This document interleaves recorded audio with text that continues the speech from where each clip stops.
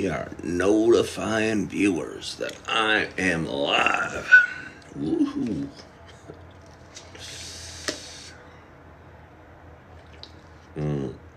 Oh. Good morning, Dave. Good morning, Adrian. Got a little itch on my arm. I looked down. Worried it was poison ivy. I don't know why I would have any reason to have poison ivy in late October. I haven't even been climbing through any woods. Hello, Sandra Lynn. Hello, Kent.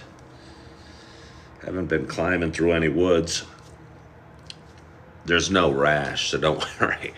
It's not poison ivy, but I just think I have a fear of poison ivy from a horrific experience as a child. I'll tell you what. That can suck. Horrible experience. Hello, Rosie girl. How many people we got going? We got 5. Hello, Kathy Dwyer. I like to welcome a few people that join. It's the way I usually start my show. Don't want to dive into the juicy content before anybody gets here. Because then people are hopping on and going, hey, what'd I miss? It's not like they missed everything. It's not like there's anything that exciting. But, hello, Bill. Hello, me. Hello, Josh Ogrand. Hello, table setter, Ed Maddox. All day, all night. Josh, I love your consistency. Hello, Melissa.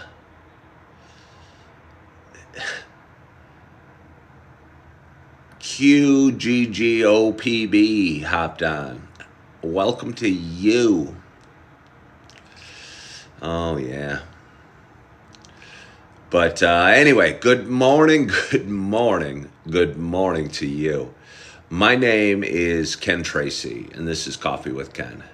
It is Monday morning. It is October 21st. It is 6:42 a.m. Happy Monday.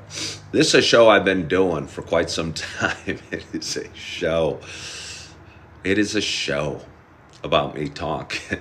It is a show about me sharing some feelings, sharing a little bit about the ups and downs we have in life, kind of sharing the adventures of one man as he travels his path.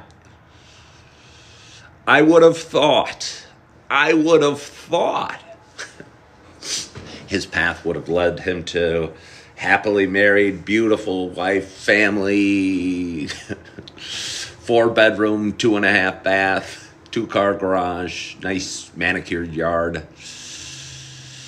I don't know what the career path would have been for this man, this hypothetical man that we're speaking of, or that I'm speaking of.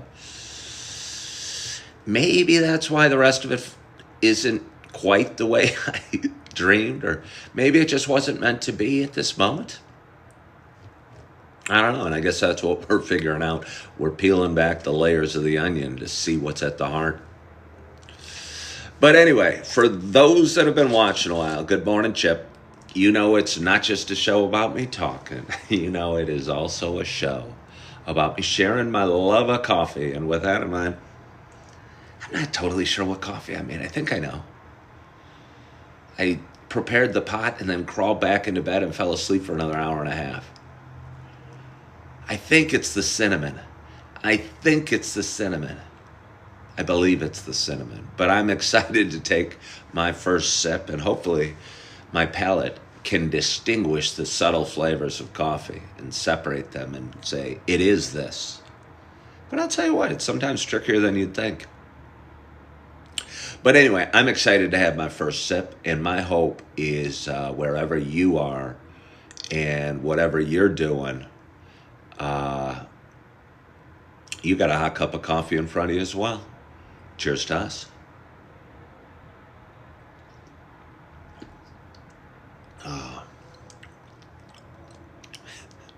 Well, I'm pretty sure it's a cinnamon. I tell you what, it's harder than you think. It's harder than you think.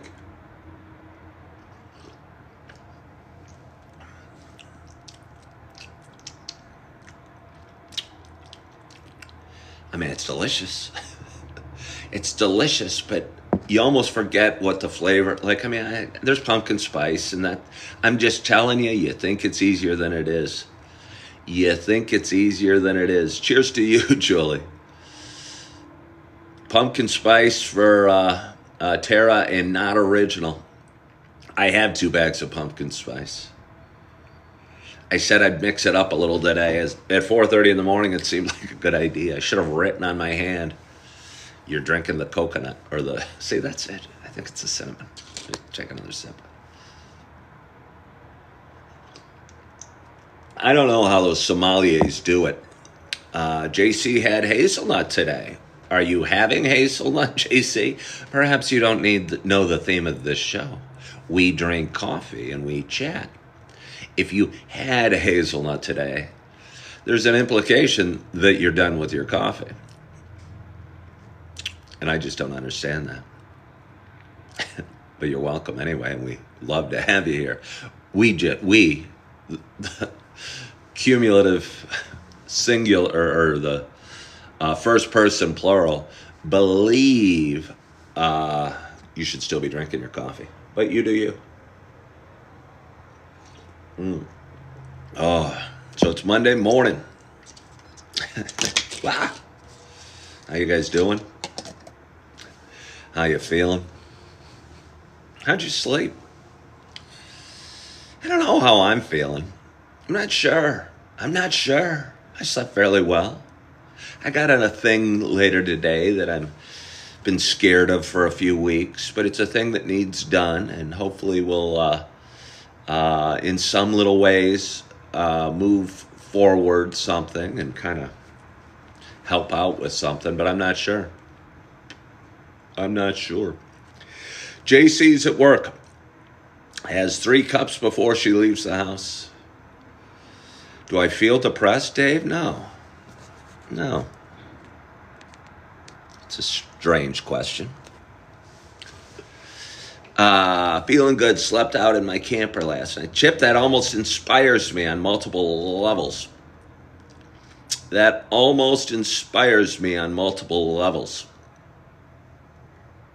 I can't tell you how many levels it inspires me. You're out in Boston, though, Chip, where it's maybe warm. I mean, it's kind of warm here. You could sleep out in a camper tonight. Wonder if it felt like camping, like you were somewhere exotic.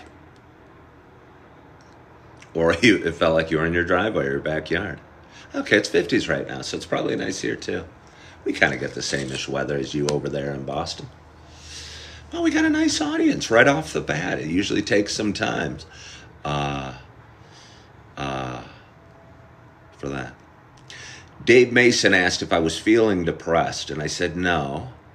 I don't think I'm feeling depressed. I posted a video during the night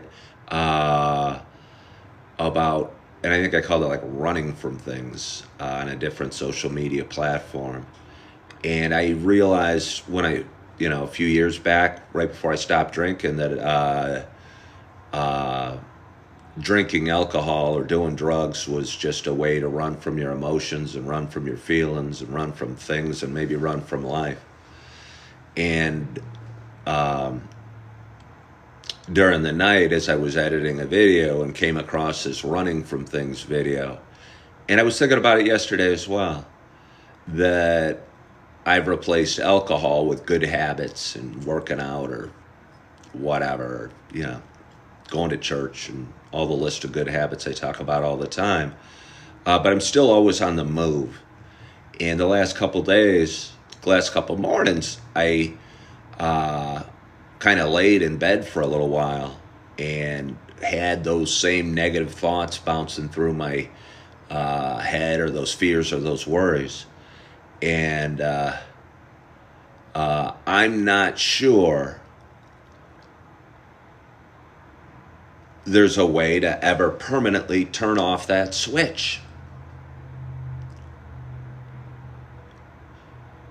And maybe we only are able to realize that we're having those negative thoughts or those fears or those worries and address them in a healthy fashion through gratitude or prayer or positive affirmations or fitness or calling somebody and telling them you love them or something like that, or you appreciate them. And I wish there was a switch where I wouldn't have to be so purposeful every morning and say, okay, Ken, you said a bunch of negative crap in your mind over the last half hour as you're laying in bed. Nothing you said was looking forward to things or excited about things or grateful for things or thankful for things or productive in any way. But every morning you wake up and you go, oh crap, I gotta go here. Oh, I wonder how this is gonna happen. Oh boy. And I wonder if there's a switch to ever permanently turn that off. Or it's just something I or we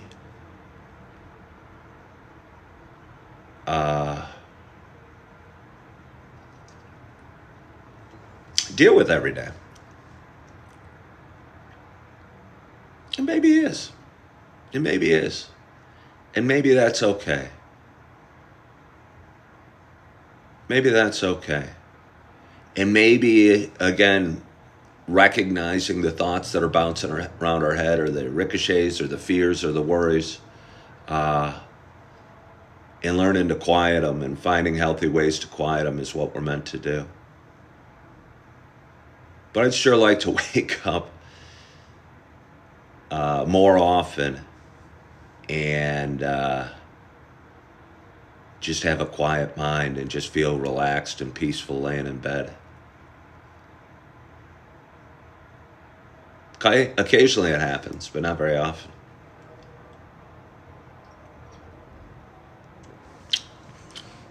Still wondering what coffee is. I mean, it's tasty.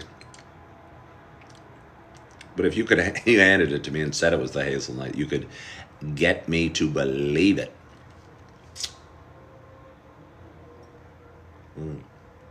I better get some more. Are you guys going to hang out? How many people we got watching? We got like 43 people watching. Yeah, I'll see how many are there when I get back, but hang out for a while. Oh, what was it? It must have been this. Yeah, it's the cinnamon. Oh, it's the cinnamon.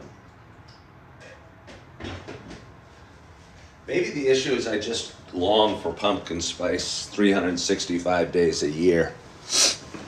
And anything else is just not quite the same. Anything else is just not quite the same. Chip asked if I put anything in my coffee or do I drink it black? I drink it black at home. Brian Sherman wants to know, how long am I staying in the extended stay?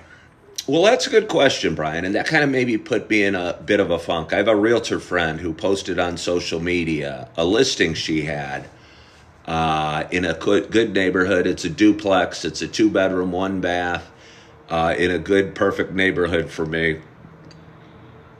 And it was asking $2,200 a month in rent, which is more than I pay here. And realistically, more than I can afford or more than I can qualify for. But I was excited. It was right before I went to bed. I saw the listing. I reached out to her, and she was kind and gracious, but I asked, what's my income? And she'll do the best she can. But I think that kind of hit me in the gut a little bit this morning that I could not qualify for that amount of money right now. And I could not qualify for that amount of money right now.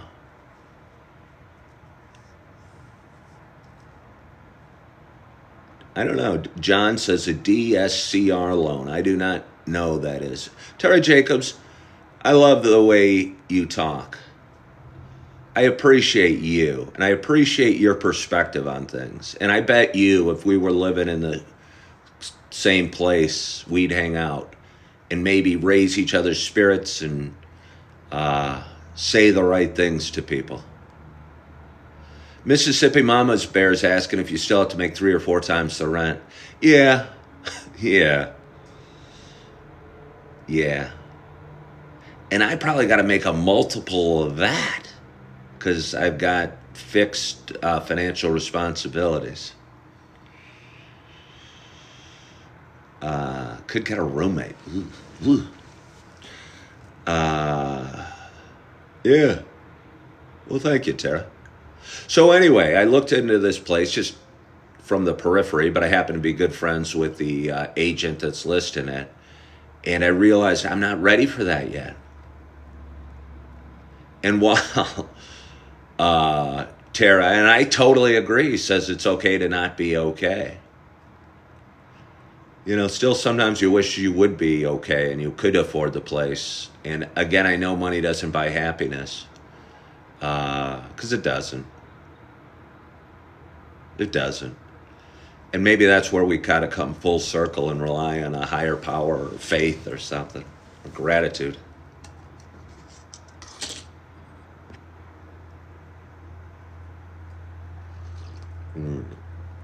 But I don't know. What else was I thinking about last night or yesterday? I worked yesterday, had a great day at work. Highland asks, will this be the first winter with the scooter? Hopefully not. Hopefully not. All right, see, yeah, Tara, that's what I'm kind of putting my arms around. I wish I was 100% okay, but I'm not, and that's okay. I'm where I'm supposed to be right now. And that's what I'm trying to get my head around.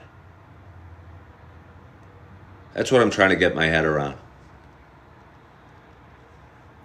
Brian Sherman, I haven't even answered you the question about how long I'm staying somewhere.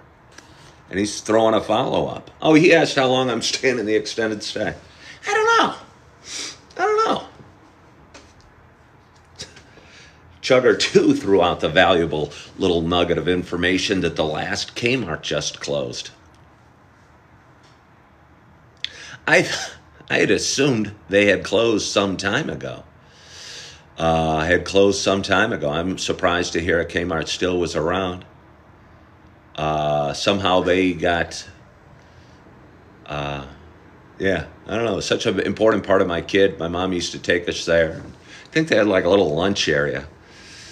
We could eat like grilled cheese sandwiches and wait for the blue light special, the flashing blue light. Attention Kmart shoppers. We have a blue light special going on in aisle 7. Half off.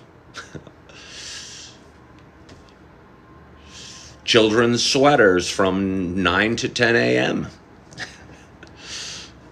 Made me laugh. Laughter's good. Laughter's good for the soul.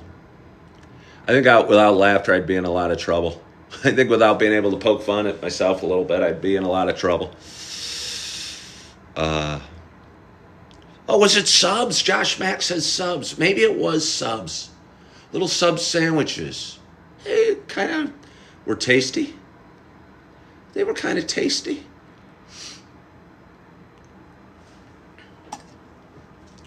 What else do I have to say to that?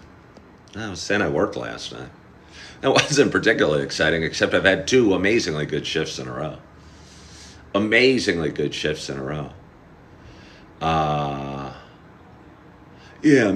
which gives me optimism that, hey, I can do this. And I'd gone through a period of slow shifts and slower revenue at the restaurant, and I'm waiting tables for anybody that doesn't know at a fairly nice restaurant in Naperville. And for some reason, the last 2 nights, I've been fortunate to have good sections or good tables or good customers or good experiences. And in both shifts have made what I'd say for the amount of work, a ridiculous amount of money. And that feels good. But I still wonder, no matter how much I make there or how many hours a week I work or how many shifts I pick up, is it going to work?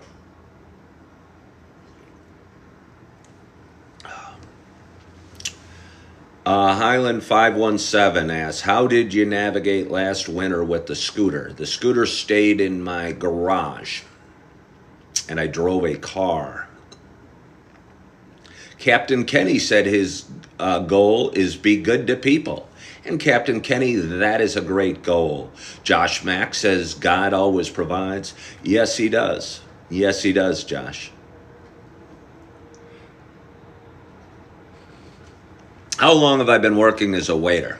I have been working as a waiter since like June 1st. I went out to Yellowstone and took a job. Oh, I know what I wanted to talk about. Took a job as a waiter there. I'd been a waiter 10 years prior and had an opportunity to go out to Yellowstone and work there, and was there a couple months and decided to come back here and get closer to my family, my friends, my kids, and everything I knew, and take a job here. The challenges, there's a lot of challenges. There's so many blessings. There's so many blessings. But working out in Yellowstone, it was lonely, and I don't want to go back, and I don't miss it, and I don't regret coming back at all. But they housed you and fed you for $500 a month. So everything you made could cover your financial responsibilities or be put into saving. And you guys are talking. But anyway, came back here a couple months ago. I've been working hard as a waiter here, enjoying it. Thankful for it, but due to the scheduling and some real world issues, I haven't been able to see my kids as much as I'd like, and that kind of weighs heavily on me. And I don't know. I think sometimes things are going to weigh heavily on you, and sometimes you're going to be not okay or just okay or barely okay or shades of okay.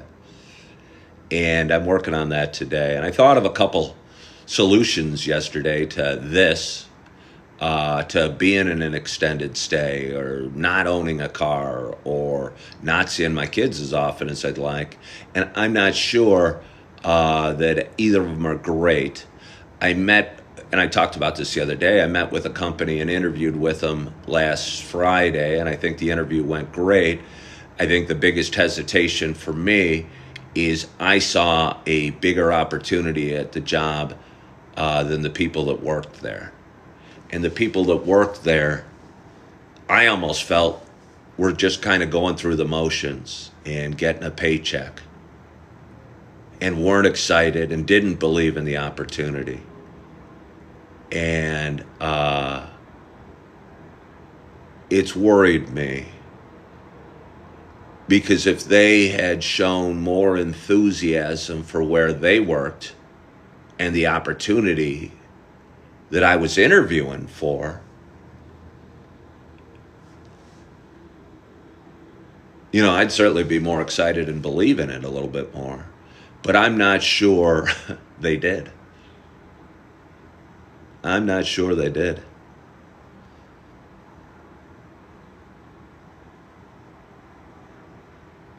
Rockin' Robin says, that's most workplaces. Oh, one comes in with that attitude and it spreads like wildfire. Yeah, but if it's coming from the top and I'm interviewing with people, and what I don't understand, and I get some flack for this, during an interview, both sides have to be doing the work. I don't know what type of people one would expect to hire into your company if you didn't believe in the opportunity at the company.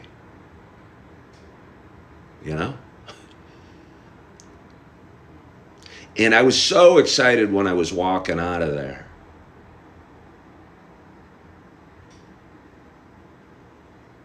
And if they would have said, we love you, Ken, let's get started, how soon can we get this done? I would have shaken their hand and said, let's go, and started work that minute. But they kind of gave me a tepid response. And I know it wasn't me. I say that and I'm opening myself up to being made fun of. I know it wasn't me. They kind of gave me, well, we got a couple more interviews, we'll call you in early next week. Blah, blah, blah, blah. They weren't excited about where they worked.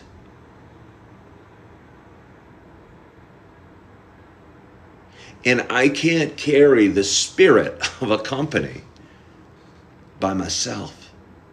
Yeah, it was sales. Yeah, it was sales. And maybe there isn't a great opportunity there. Maybe there wasn't a great opportunity. They were just being real. And they were fortunate not to work on commission and probably get paid a generous salary and maybe some bonuses.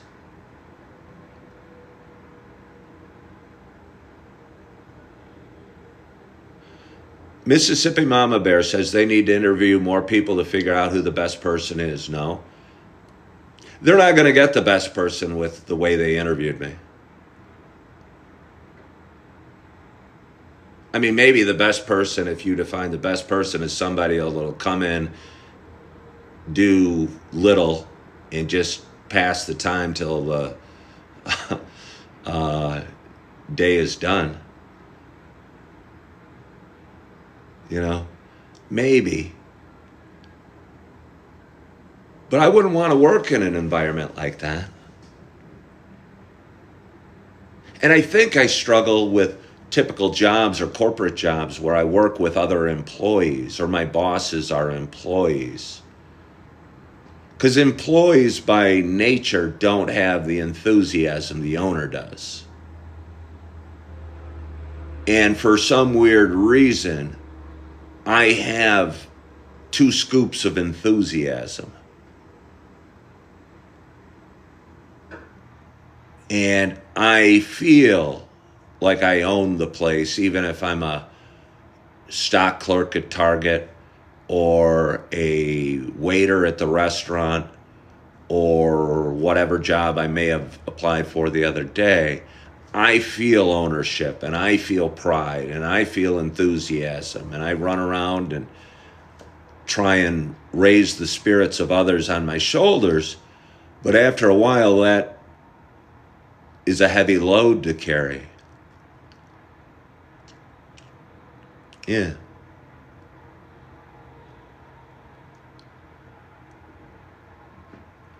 Rockin' Robin said that.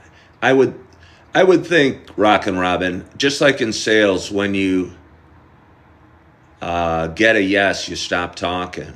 If you have the person in front of you, you don't say, hey, all right, we'll call you next week. And maybe they don't think I was the right person. Maybe I'm not. Maybe I'm not. I'm probably not.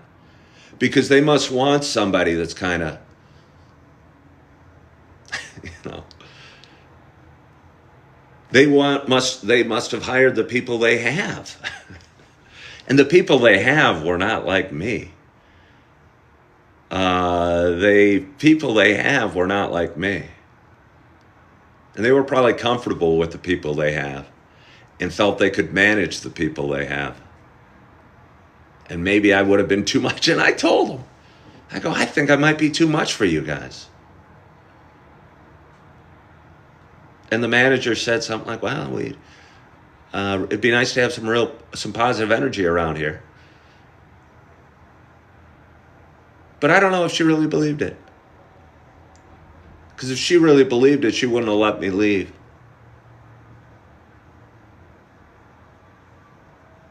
Huh. Had a couple other thoughts. And one might be a solution. My ex-wife and my 2 little ones lives in a town close by.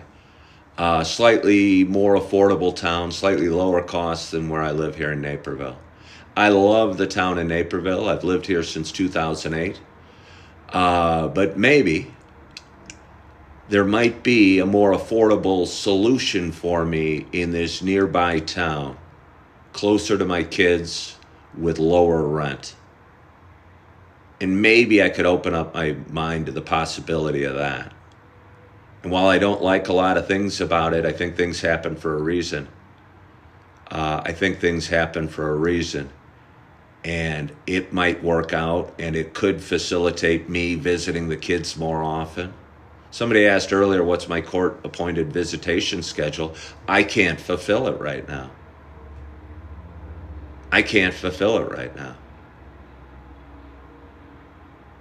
It's not the visitation system or schedule that I think is healthy for anybody.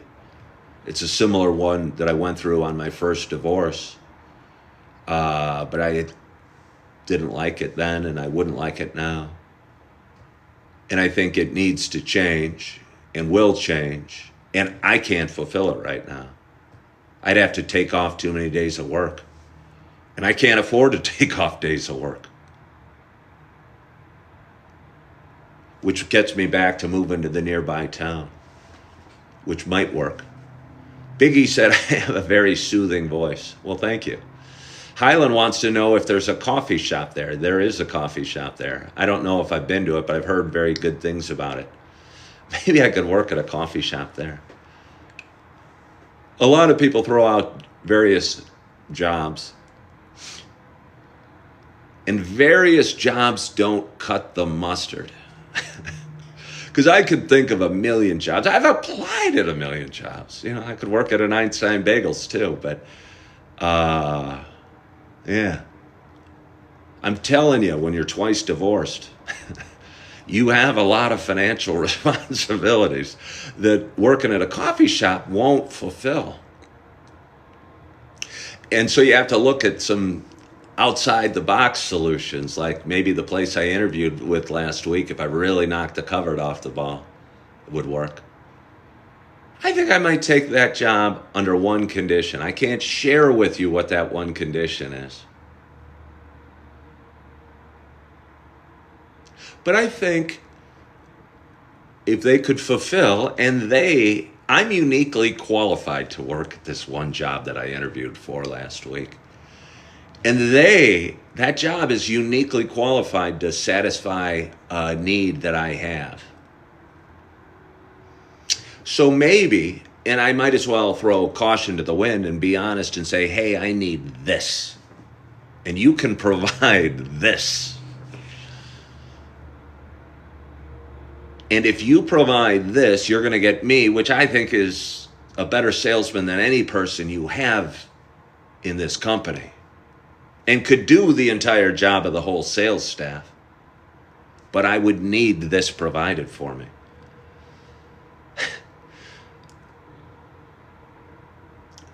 Rockin' Robin said, go sell cars. You make plenty of money and have personal time for your family.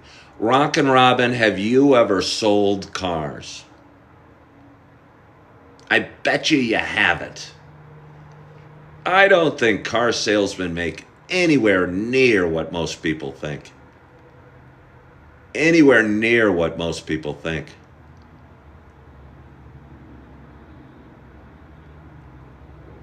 Yeah. Bird and Water said, put on some tattoos and work as a bouncer. I've never been in a fight. Seeking sunshine. Seeking sunshine. Who is this Seeking Sunshine? Seeking Sunshine said, RV sales, and they offer you an RV.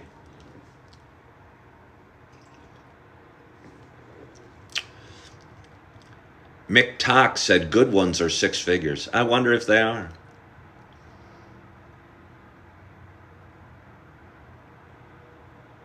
Okay. The Waco Kid says, I'm in business consultant and can tell you unequivocally in corporate America today, DEI is first in mind. I'll tell you what, that puts me in a tight spot. That puts me in a tight spot. I think that's changing, Waco Kid. I think that's changing. I think DEI has probably run its course. But I'll tell you what, DEI doesn't do a heck of a lot for me. And I'll just say it. I'll just say it because I struggled with it and I got a lot of backlash from people about, oh, yeah, this. But what DEI means is a corporation would be better hiring somebody else than me because I don't check a box. And if 2 people, me and somebody that checks a box, apply for the same job and have the exact same skill sets and personality and everything, I'm not going to get hired. And I don't know how anyone thinks I should be okay with that. I don't know how anyone thinks I should be okay with that. And nobody comes up with a good answer other than, oh, look at Mount Rushmore. The people on Mount Rushmore look like you. Well, that doesn't do me any good. That doesn't do me any good. Yeah, I mean, that's what Dumbbell says. They say I have white privilege, so I don't need DEI. I don't know. Seeking Sunshine, you might be onto something. You might have cracked what I was talking about.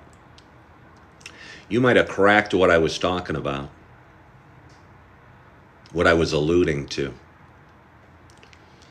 But, anyway, one more thought and a possible solution. And this one's a dark one for me, but it's kind of exciting because I know it would work, and I know I've done it before, and I know it would be lonely, and I know it would be adventure.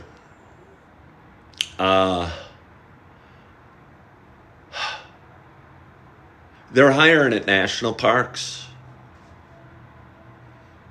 4 waiters with cheap housing and cheap food and dormitory living and bathrooms on another floor that are far away from my kids, my family, my friend, and my home. And I'm not looking forward. It would work.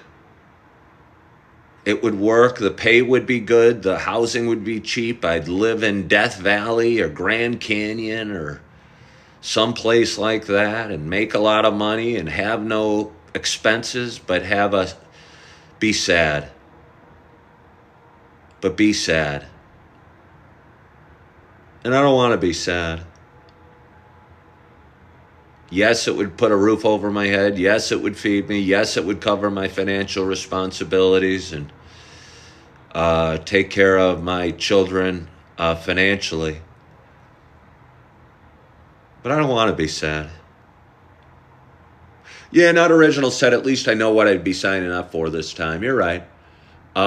Amy asked, Miss, what started this? Looking for a new career. Amy, I was a realtor for 17 years. I've been kind of looking for a new career over the last 2 years. And when you're mid-50s, and you were a realtor and you did fairly okay, better than most, but your resume doesn't shine, you certainly don't check any boxes. I don't know, just kind of finding out what you should do. Everyone thinks, oh, it's easy.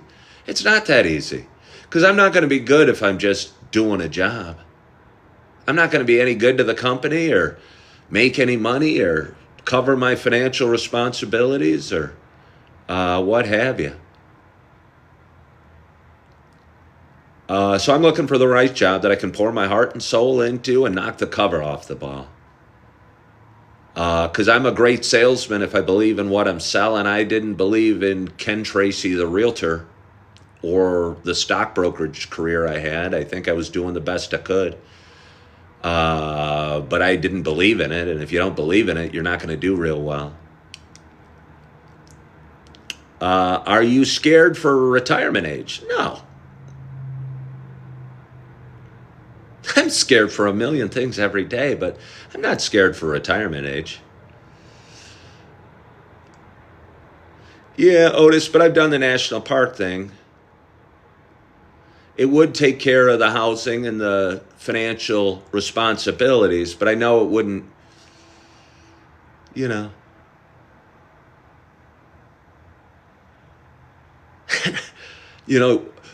working in Yellowstone sounded exciting.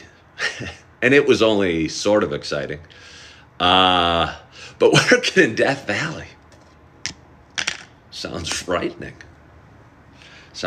Like I might not make it back. But again, it's nice to have options and nice to have choices and nice to know I could do that and I could get hired for that and I could make a lot of money. But I'd be sad there. I find a lot of peace just being in the western suburbs of Chicago. I remember when I was living in Yellowstone, I thought about moving to Bozeman, Montana. And although I'd still be geographically just as far away from my friends and family and home, Bozeman, Montana had an airport, and I could go to the airport if I wanted and hop on a plane and be home in a couple hours. But when you're living in Yellowstone or Death Valley or a national park, you're usually really far away from any city that can get you home. And you feel weirdly isolated, or at least I did. And in some ways that was invigorating, but in some ways that was lonely as well. Sometimes that was lonely as well.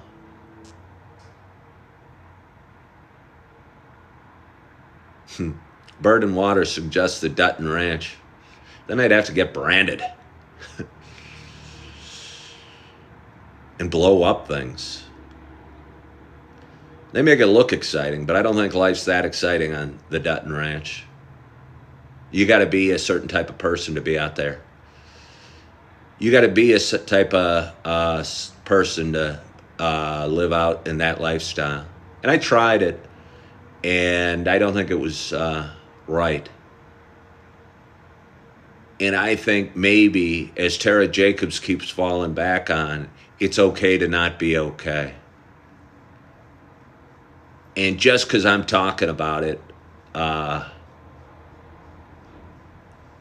on this show, on a morning show, doesn't mean I need a solution or there is a solution other than it's okay to not be okay. And it's okay to not be exactly where we want to be. And, yeah. Good morning, I'm back. I don't know who I'm back is. If you have the name I'm back, you must have been here before. Captain Kenny sticks with you need to be a host on a talk show because you're a very good public speaker. Captain Kenny, I'll keep saying I am. This is my talk show. I am a host. Captain Kenny follows up with, maybe you should get a radio and have your own radio talk show. I do. This is it. I really think this is it. In the meantime, I got bills to pay as I grow this. And I'm waiting tables, and I made a lot of money last night, and I made a lot of money the night before. And as Tara said, maybe it's okay to not be okay.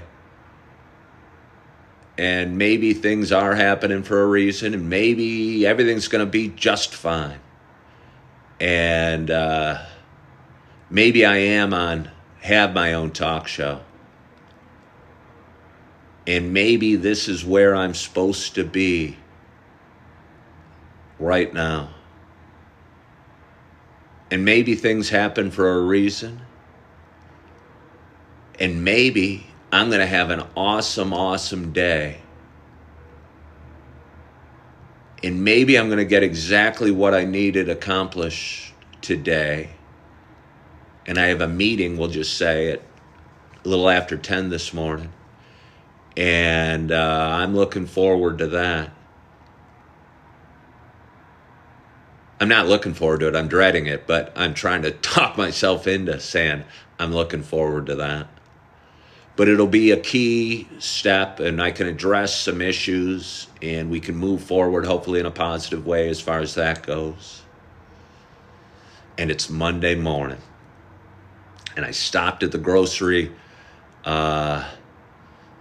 store on the way home, and I got various goodies, and I had plenty of coffee, and I got a great night's sleep, and I have a roof over my head, and I have 4 beautiful kids that I love with all my heart, and I have them whether I see them today or not. But sometimes that's hard to get your arms around or your mind around. And maybe it's okay to not be okay. And Tara Jacobs, I'm certainly blessed. And I want to thank you guys for joining. And I hope you had a wonderful, wonderful weekend. And I hope you're excited for your Monday. And I hope you are feeling good. And I hope you are loving yourself. And I hope you're forgiving yourself. And as always, I hope to talk to you soon. Bye bye.